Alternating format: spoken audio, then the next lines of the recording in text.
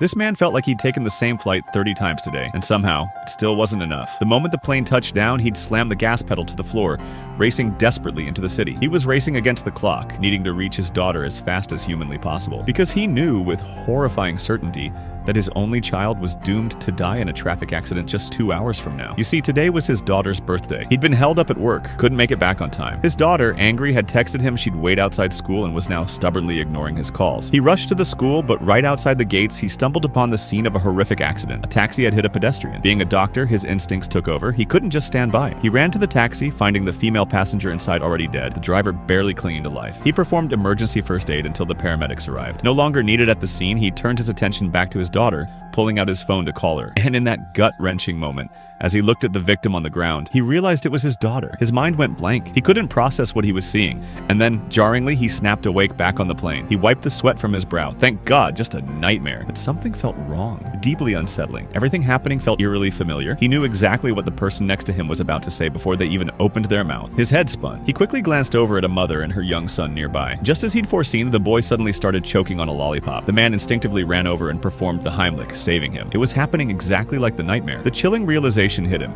He was trapped in some kind of time loop. And if this day was repeating, his daughter was going to die again. No time to think. He bolted from the airport, jumped in his car, and sped towards the school. But when he got there, she was already gone, lying lifeless on the pavement. He was too late. Again, before the grief could even fully register, he snapped awake again on the plane. Same flight, same starting point. This time, zero hesitation. He sprinted for the parking garage, even grabbing the lollipop from the choking boy as he ran past, preventing that minor crisis preemptively. His daughter still wasn't answering her phone. Panic rising, he pushed the car as fast as it would go, weaving through traffic. But inevitably, he hit a major jam. By the time he could see the school, paramedics were already carrying her body away. Reset. Another loop. This time he tried a shortcut, a side street. Less traffic, yes, but in his frantic haste, he lost control and crashed. Limping badly, he finally reached the school, only to find he was even later this time. The scene was already being cleared. Her body was gone. No matter what he tried, he couldn't save her. Then, a new idea sparked. What if he stopped trying to get to her, and instead focused on preventing the crash from ever happening? So, on the next loop, he ignored trying to reach his daughter. Instead, he went straight to where the accident would happen, found the taxi involved, and got the driver's cell number. Loop reset. He called the driver. "You're going to be in a fatal accident in a few minutes." Predictably, the driver cursed him out as a lunatic and hung up. Desperate now, he took a risky shortcut through a construction zone.